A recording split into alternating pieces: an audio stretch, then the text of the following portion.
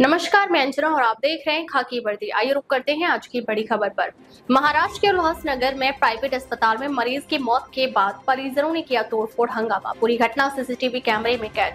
महाराष्ट्र के उल्लासनगर के camp number 3 इलाके के private अस्पताल में एक मरीज की मौत के बाद परिजनों ने जमकर हंगामा और तोड़फोड़ किया।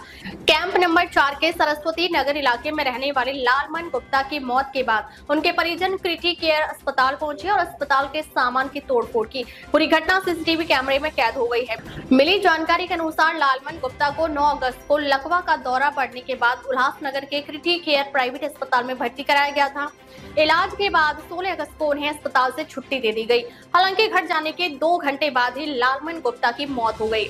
इसलिए लालमन गुप्ता के परिजनों को शक हुआ कि उनकी मौत अस्पताल प्रशासन की गलती के कारण हुई है। उन्होंने अस्पताल पहुंचकर अस्पताल का सामान तोड़फोड़ किया और हंगामा किया। उल्लासनगर सेंट्रल पुलिस को मामले की सूचना देने के बाद पुलिस मौके पर पहुंची। वहां भी लालमन गुप्ता के परिजनों और पुलिस व अस्पताल प्रशासन के बीच कहासुनी हुई। फिलहाल पुलिस ने स्थिति को नियंत्रण में कर लिया है और जांच के बाद मामला दर्ज करने की प्रक्रिया शुरू की गई है।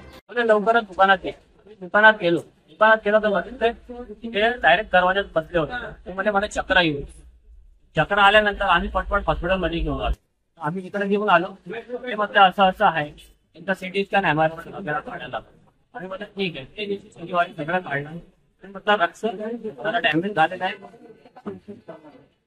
ना, ते जाणते तर रक्त आलेलं आहे। त्यानंतर वही वगैरे काढून त्याच्यानंतर टेबल खाली तेव्हा झाल्यानंतर 2 दिवसानंतर परत MRI सिटी स्कॅन काढला। त्यानंतर सांगितलं एवढा रक्त तेवढाच आहे, वाढला नाही। तुमचा जे ऑपरेशन करायचं तेही नाही करायचं आहे आणि तुमचा 60,000चा इंजेक्शन मला तेही नाही लागणार असं सांगितलं। ठीक आहे बोलले, गोळ्या आणि इंजेक्शन आणि फुल पण होईल।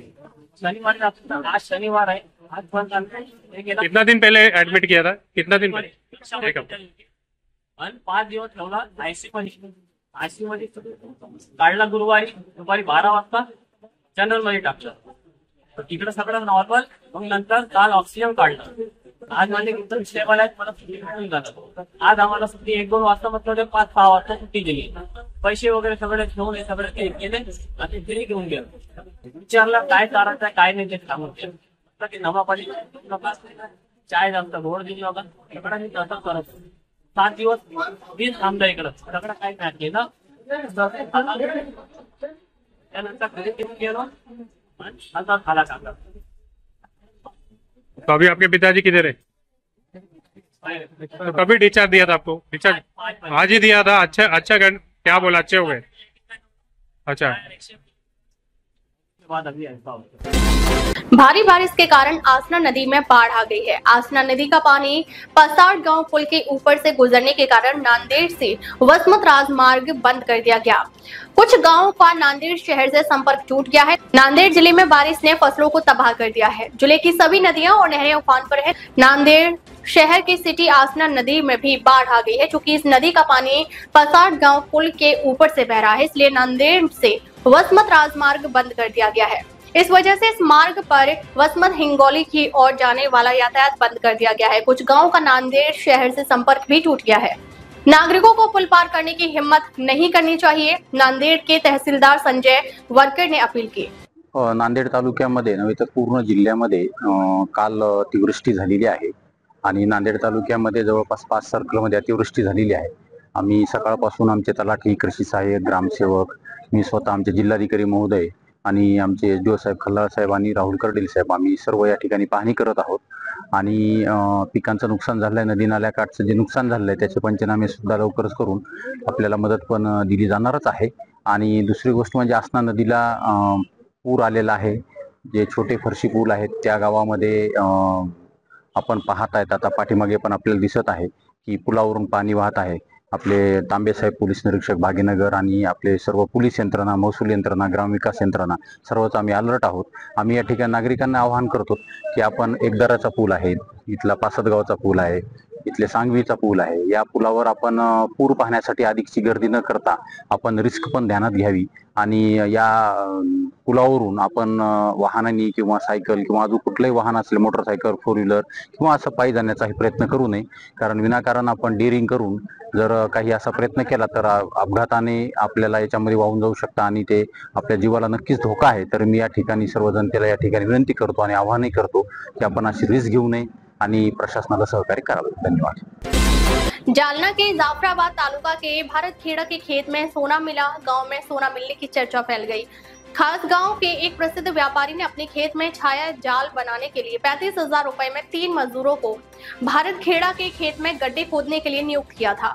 गड्ढे खोदते समय इलाके में सोना मिलने की चर्चा फैल गई। जाफराबाद थाने के पुलिस उप निरीक्षक आर.डी. पाठाड़ी सहित पुलिस मौके पर पहुंची। पुलिस ने संदिग्धों से पूछताछ की। हमारे जलनिया प्रतिनिधि अनिल जाधव सीधे जाफराबाद थाने गए और बताया कि इस खबर में कोई सच्चाई नहीं है। पुलिस उप निरीक्षक पाठाड़ी ने नागरिकों से अपील की है कि वे अफवाहों पर ध्यान न दें और भ्रमित न रहें। हालांकि किसी कारणवश इन तीनों लोगों के बीच बातचीत टूट गई और इलाके के नागरिकों में इस बात की चर्चा हो रही है। सर, आज अशी चर्चा आहे पूर्ण तालुक्यामधील भरडखेड जो परिसर आहे त्या ठिकाणी 5 किलो सोनं मिळाल्याची चर्चा आहे. तर आपण त्या ठिकाणी स्पॉटला जाऊन पंचनामा केला, त्याबद्दल काय सांगसान? या गोष्टीत काही तथ्य आहे?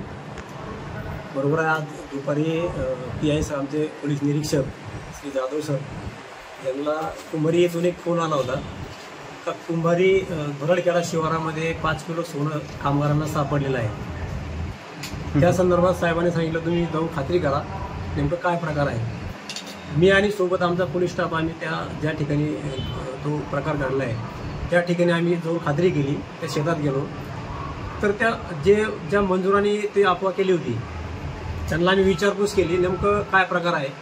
तर तिथं असं आढळून आलं की ज्या शेतामध्ये त्यांनी काम केलेलं आहे ते काम 1 महिन्यापूर्वी काम झालेलं आहे आणि पॉली हाऊसचं काम केलेलं आहे शेतामध्ये.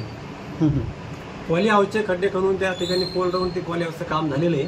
काम होऊन जवळजवळ 1 महिना होऊन गेला आणि जे काम करणारे जे कामगार होते त्यांच्या त्या पॉली हाऊसच्या ठिकाणी काम करण्यावरून थोडंफार किरकोळ शाब्दिक वाद पण झाले होते.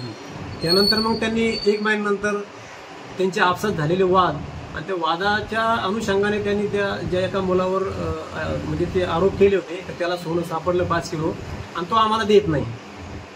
मग आम्ही जे मुलं कामगार ते त्या ठिकाणी काम करायला होते त्या कामगारांना आम्ही त्या ठिकाणी जाऊन त्याला विश्वासात घेतलं, विचारपूस केली का असा काही प्रकार घडला का. तर त्यांनी सांगितलं नाही असा काही प्रकार घडला नाही किंवा आम्हाला खोदकाम करताना काही सापडलं नाही.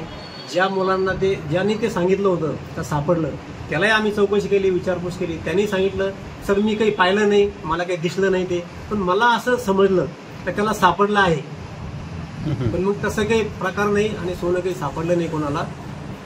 अफवा झालेली आहे आणि कुठल्याही प्रकारचं 5 किलो सोन्याच्या बाबतीत तिथं कोणी सापडलं नाही, काही नाही, फक्त अफवा झालेली आहे.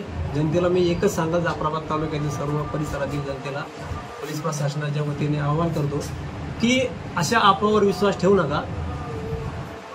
कुठल्याही प्रकार हा सोनं सापडल्याचा प्रकार ज्या प्रभात हद्दीमध्ये घडलेला नाही.